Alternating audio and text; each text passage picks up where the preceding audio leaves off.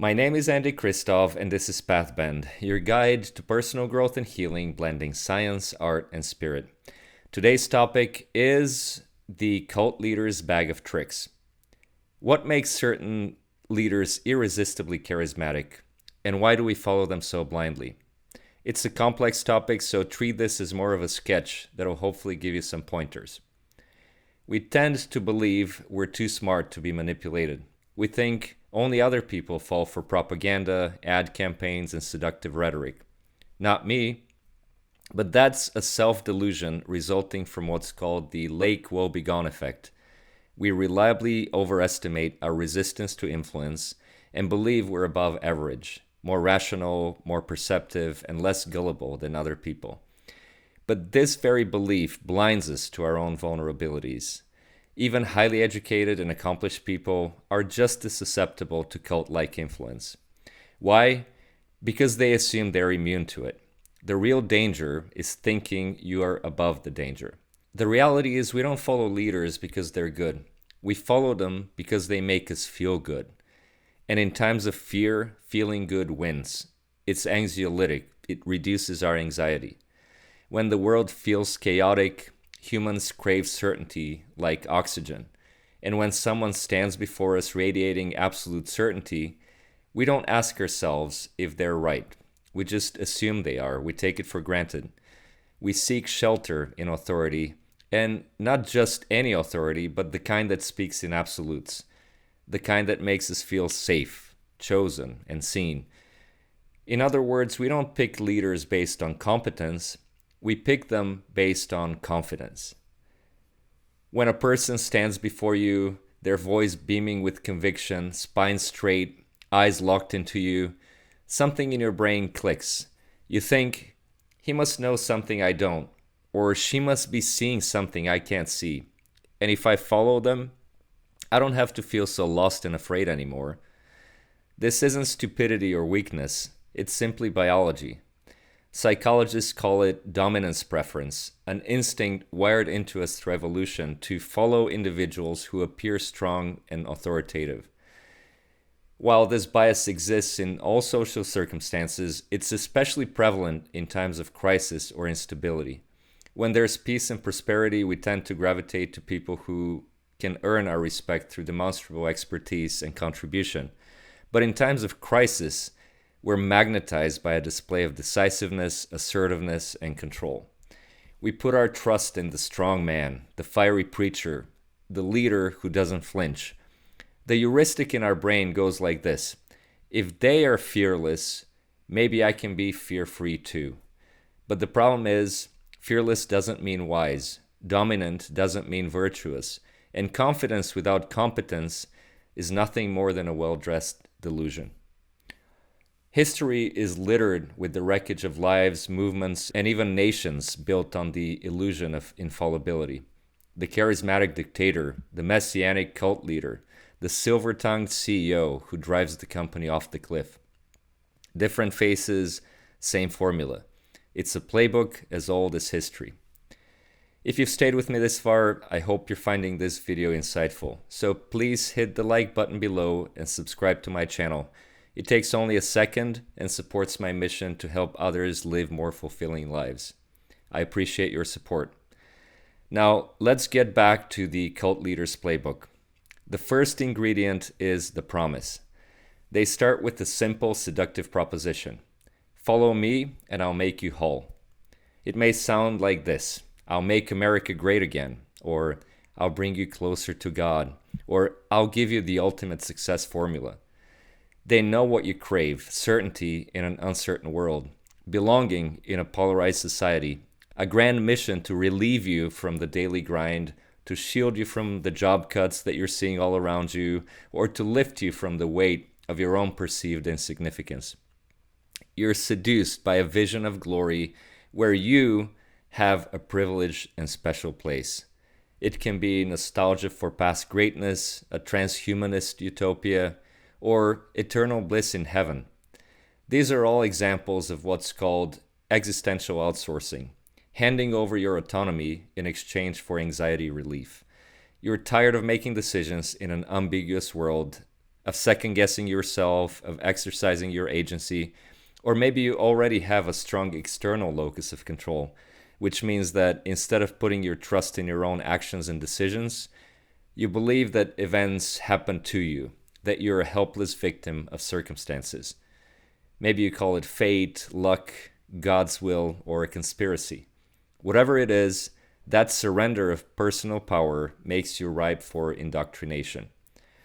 Authentic leaders give you tools to navigate complexity. False prophets give you the shortcuts, the cliff notes, the life hacks. Don't think, just trust me. It feels so good to surrender and trust, and that's the danger. But the playbook requires a second indispensable ingredient: an enemy. Every mass movement, every cult, every dictatorship needs a bad guy, an outgroup, someone to blame. It doesn't matter who it is, it only matters that they exist. It's often a manufactured enemy, and the more amorphous the villain is, the easier it becomes to manipulate you because you can't see it easily and pinpoint it. The enemy lurks around every corner. This reduction of the world to binary extremes is called dichotomous thinking or splitting. It's an infantile defense mechanism, a mental shortcut that replaces life's complexity with black and white absolutes. Us versus them, good versus evil, the righteous versus the corrupt. It's primitive and regressive, but it's also incredibly effective. Scapegoating is one of the oldest tricks of psychological warfare. When people are afraid, they don't look for nuance, they look for a target. So the strategy is simple. First, you make the world feel broken or sinful. Second, you find someone to blame for breaking it. And third, you present yourself as the only solution. This is how you hijack the human brain. Fear activates the amygdala, the brain center of our primordial fight or flight instinct. And once that fear response kicks in, critical thinking goes out the window. We're panicked, so we look for protection. And that's the exact moment when that bigger-than-life, paternalistic savior can step onto the stage to become the protector we never had. The next and most critical phase in the cult leader's playbook is the entrapment. This is where the doors close and the followers get ensnared. And the most fascinating part is that the trap is mainly in their own minds. Two cognitive biases do most of the heavy lifting here: choice supportive bias and confirmation bias. I'll have more to say about each of them in a little bit. But before that, I want to point out that there are two types of people who are supreme champions at using this cult playbook: psychopaths and narcissists. They understand manipulation intuitively and weaponize it with great effect. It's no surprise they're overrepresented among CEOs, politicians, and church leaders. Psychopaths exploit fear with calculated precision. They don't feel it themselves, at least not in the way regular people do, but they recognize it really well in others. Coldly, clinically, like predators studying their prey. They see people as either instruments or obstacles. Their lack of emotional attachment allows them to manipulate without guilt. Narcissists, on the other hand, aren't just deceivers. They're self-deceivers. They're fully bought into their grandiose fantasy. They see themselves as the flawless saviors and their followers as the chosen few. Narcissists need others to validate their superiority, so they're addicted to worship and use control tactics to extract it from others. Having said this, no one embodies the strongman leader better than the type who combines both disorders, the so-called malignant narcissist. He has the manipulative detachment of a psychopath paired with the insatiable need for admiration of the narcissist. Unlike ordinary narcissists, malignant ones are marked by paranoia, goal-directedness, and reckless indifference to the human consequences of their decisions.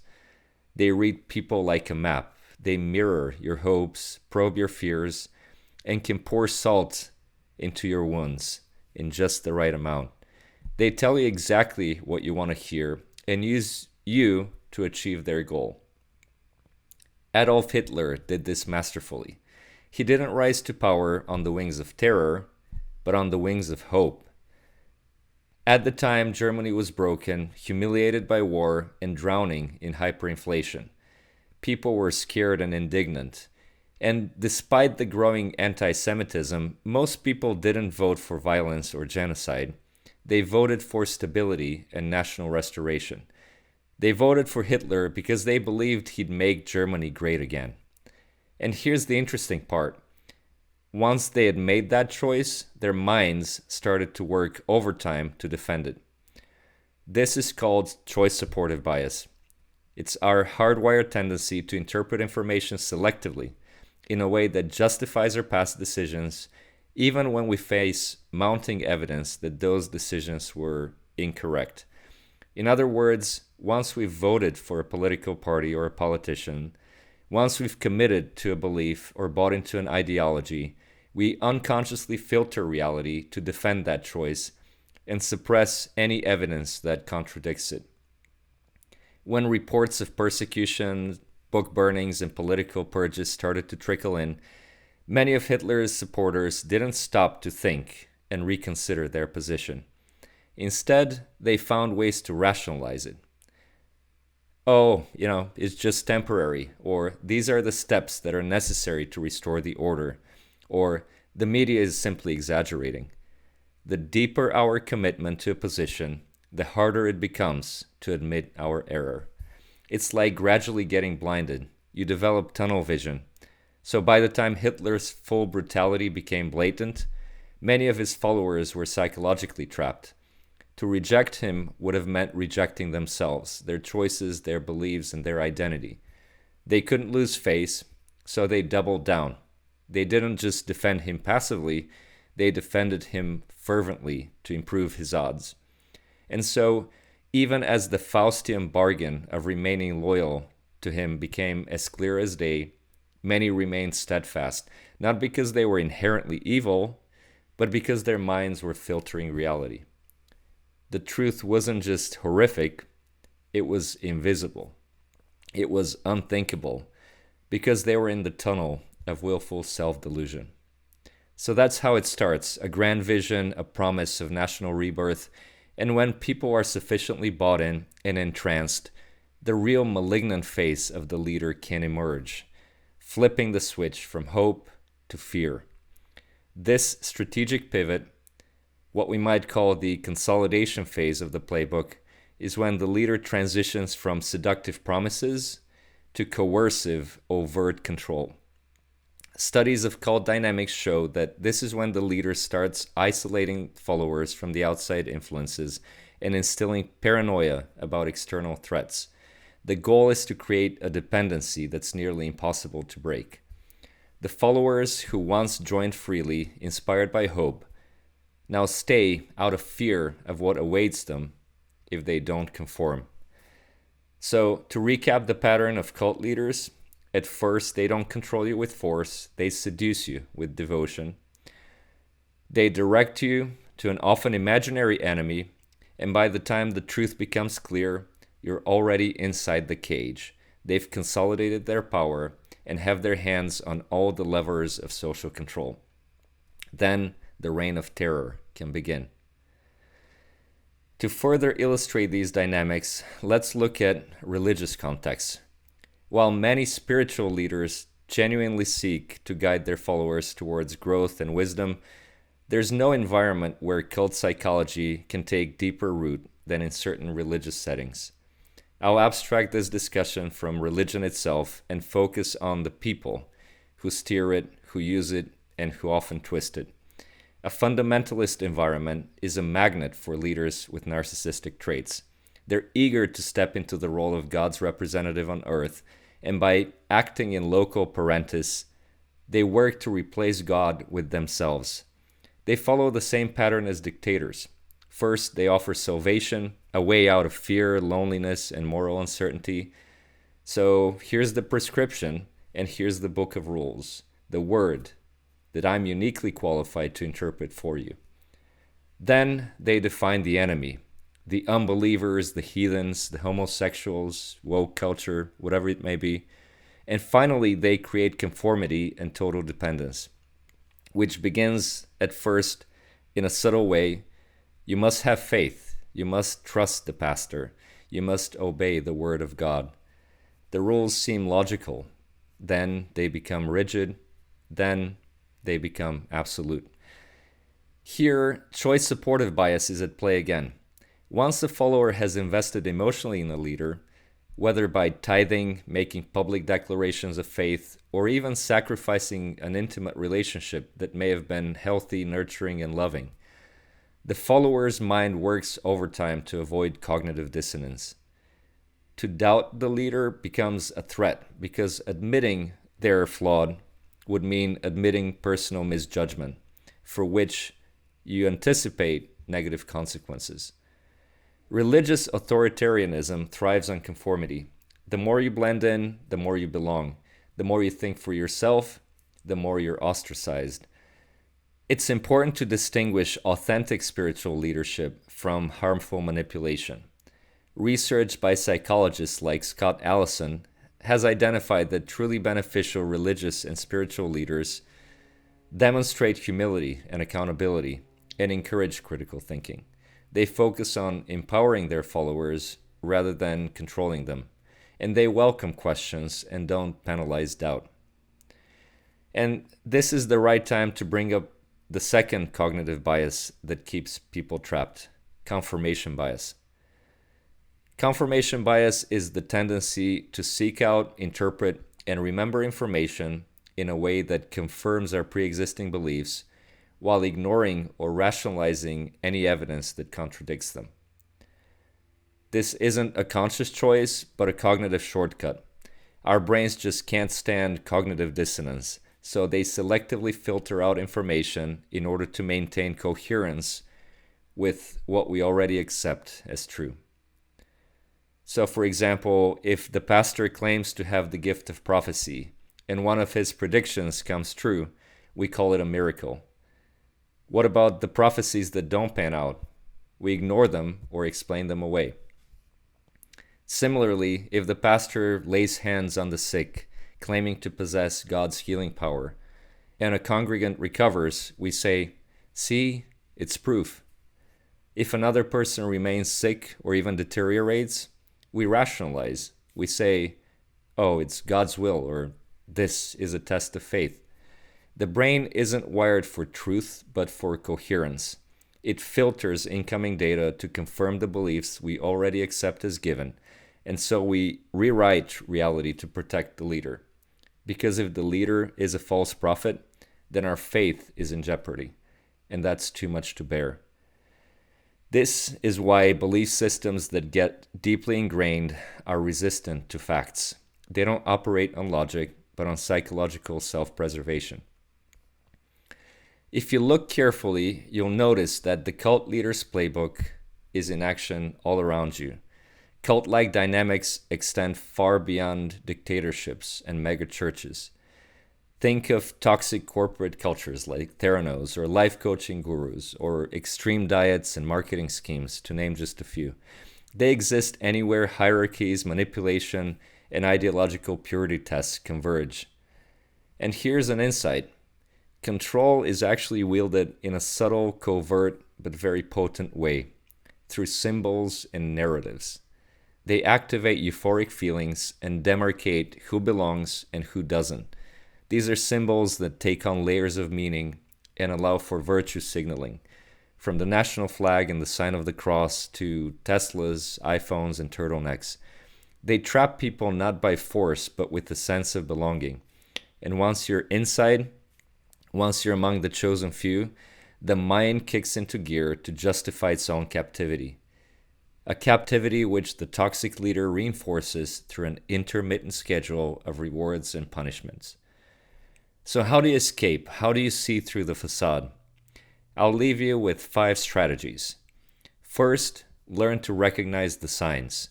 Keep in mind that confidence doesn't equal competence.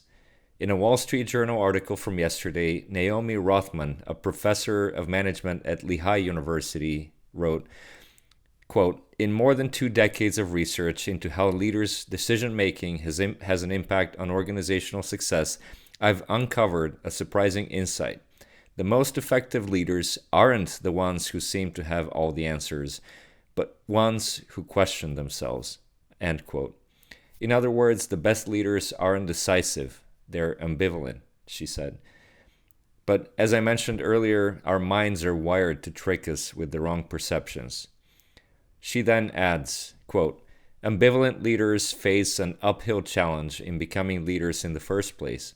One of the best ways to convince people into thinking you have what it takes to be a leader is to give definitive answers, even about subjects you know nothing about.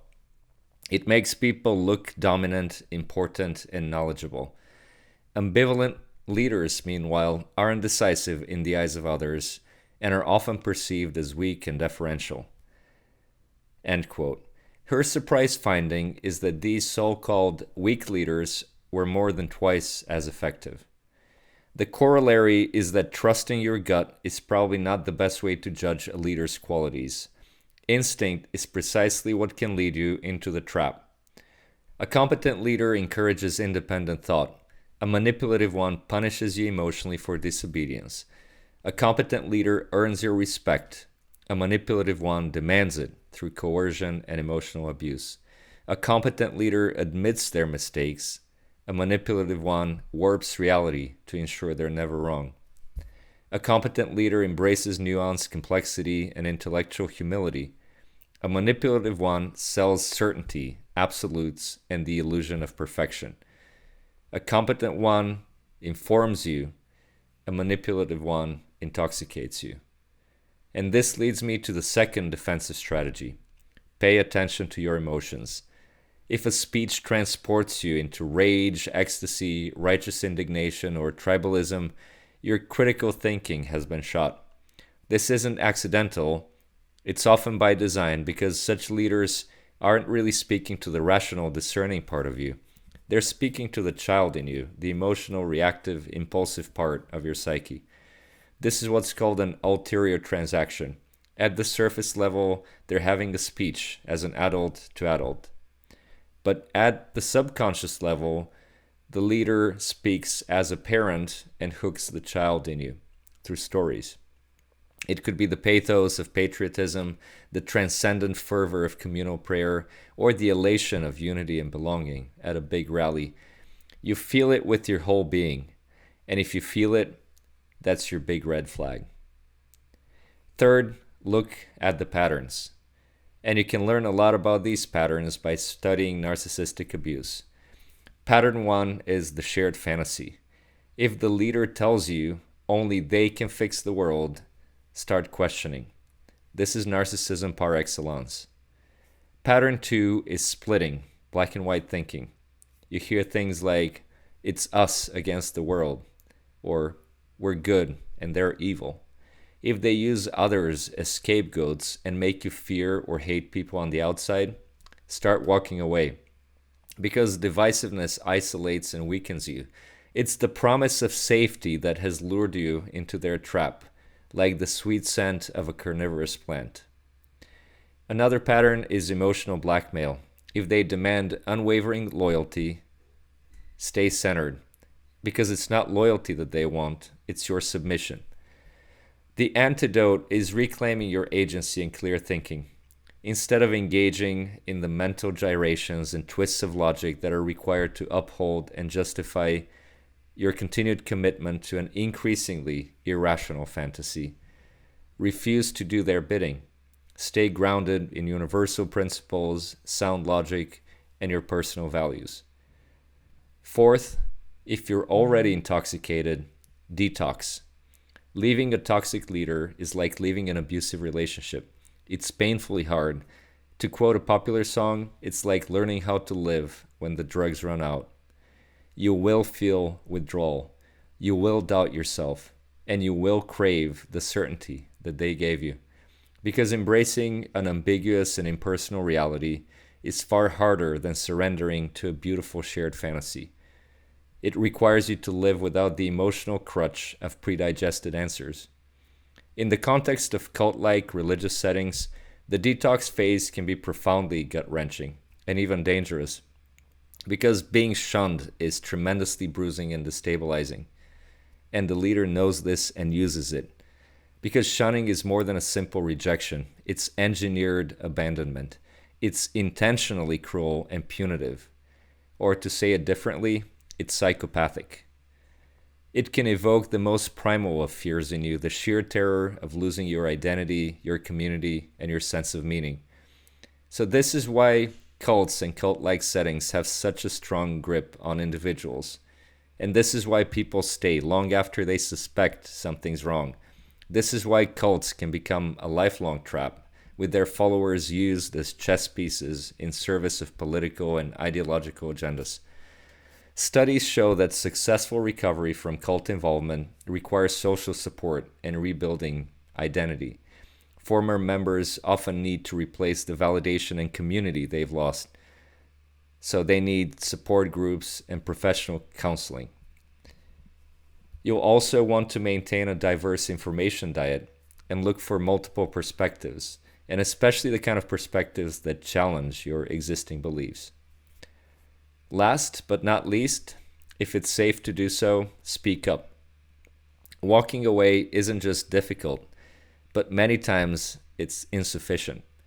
Because cults don't just dissolve on their own, they survive because very few people dare to push back. And even the ones who manage to escape often escape quietly. Just like an abusive relationship, cults thrive in secrecy, so expose the lies. Manipulative leaders control information, rewrite history, and suppress inconvenient truths. They aim to construct airtight realities where only they are right. Document everything, challenge them with questions that don't have easy answers, make people think, name the contradictions, disrupt the illusion. Some leaders crumble the moment they're truly challenged. Others, especially the ones with the psychopathic bent, retaliate using shame, shunning, smear campaigns, or even violence to silence dissent. So it's important to know the risks, but also to know that silence enables and perpetuates falsehood, perpetuates emotional abuse, perpetuates social dysfunction. Even if you resist openly, not everyone will listen. In fact, most people won't. But some people will, and history has shown time and time again that no cult lasts forever. So what do you think? Does this fit with your own experience and what you're seeing in the political arena these days? Share your thoughts in the comments below and stay tuned for the next video where I'll be exploring the power of vulnerability.